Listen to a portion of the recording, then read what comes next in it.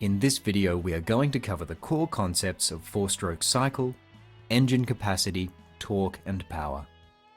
The most common kind of car engine is the four-stroke engine, named after the four strokes the piston must travel to complete one cycle of combustion. These four strokes are affectionately known as suck, squeeze, bang, and blow. The first stroke moves down the piston while a fuel-air mixture is sucked into the combustion chamber. The second stroke moves the piston up the cylinder again, compressing the mixture. The third stroke starts with a bang, as the spark plug ignites the compressed, explosive mixture. The expanding gas from this explosion pushes down the piston and thus generates power.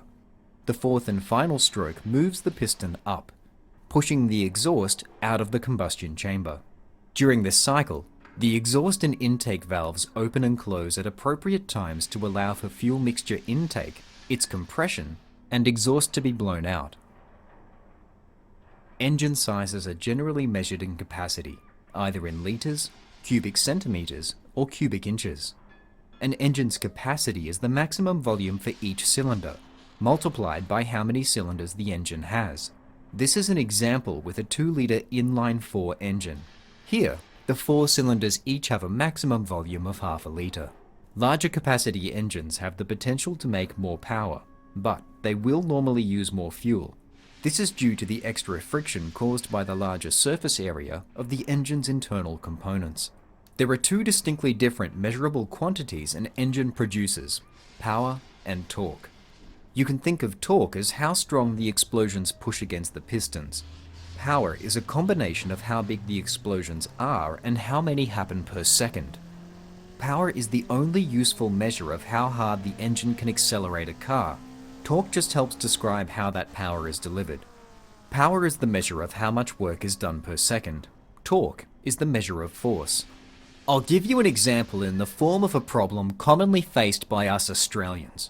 Your mates, Steve-O and Robbo, have to move 8 slabs of beer from the tray of Robbo's ute to the shed. Robbo decides to carry 4 slabs at once. This makes him pretty slow, so he takes 4 minutes to get to the shed. Steve-O decides the best way is to carry 1 slab at a time, but to run to the shed as fast as he can. This only takes him 1 minute to go to the shed and back.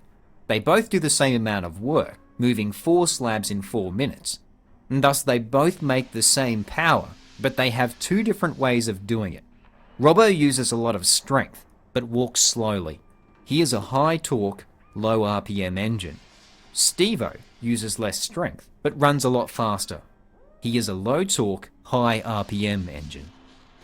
A different perspective is to see an engine as an air pump. To make more power, you need to pump more air.